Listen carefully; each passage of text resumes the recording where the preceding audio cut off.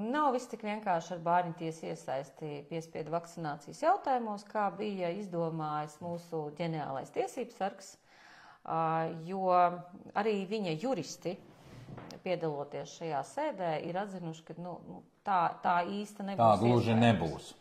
Jā, jo, lai bērnu izņemtu no ģimenes, tikai tāpēc, ka vecāki negrib vakcinēt bērnu, ir pietiekami, nav pietiekami daudz iemesla, jo tad jānotiek ir kaut kam tiešām nopietnam bērnu veselībai, draud briesmas, tad skaidrs, ka jārīkojas ir un jāpalīdz, jāglāb dzīvību. Taču šeit vakcinācijas jautājumā šāda iesaiste nebūs iespējama, tā kā ir iedomājies tiesības sargs, tad viņš ir interpretējis likumu pa savam, un tagad gudrās galvas sēž un domā, kā tagad izdomāt, kā nodrošināt likuma grozījumus, lai varētu tomēr to panākt. Vai pierunāt vecākus, vai kaut kā motivēt.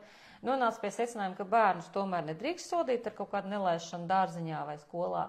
Tad atkal ķersies klāt vecākiem.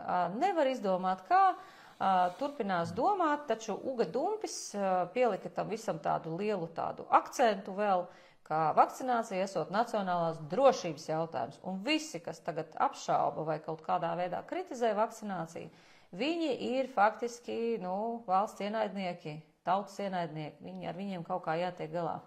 Tāds ir tas secinājums. Man ir tāda sajūta, ka imunizācijas padomes sēdēs tur katrs grib pārspļaut viens otru savā stulbībā, jeb kā viņi saka, savā gudrībā un piedāvāt visnereālākos risinājumus. Ja? Uga Dumpis izceļās. Lai viņam veicās, protams, bet nebūs viss tik vienkārši, kā viņi ir izdomājuši. Nebūs. Iepatikās viņam regulēt sabiedrību, es redzu no Covid laikiem, izdomāt dažādus ierobežojumus, izdomāt dažādus veidus, kādā cilvēkiem atkal likt mocīties. Acīm redzot, viņš grib turpinājumu. Tad, kad maziņu cilvēku ieliek lielā krēslā, tam mazajam cilvēciņam nekas nedraudēs, bet pārējiem būs lielas bažas par šo. Tas, jā.